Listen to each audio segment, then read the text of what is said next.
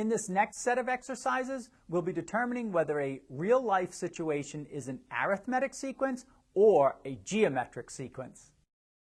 An auditorium has 31 seats in the first row, 33 seats in the second row, 35 seats in the third row, and so on for 18 rows. How many seats are in the 17th row?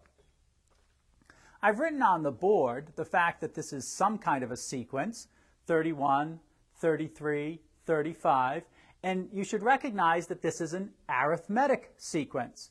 We're interested in knowing how many seats are in that 17th row. That is, we want the 17th term.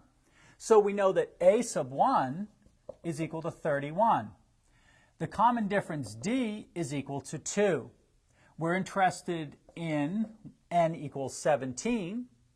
Our formula, a sub n is equal to a sub 1 plus n minus 1 times d. And we now substitute in a sub 17 is equal to 31 plus 17 minus 1 times 2. A sub 17 is equal to 31 plus 17 minus 1 is 16 times 2. That means a sub 17 is 31 plus 32, which is equal to 63. So there are 63 seats in the 17th row.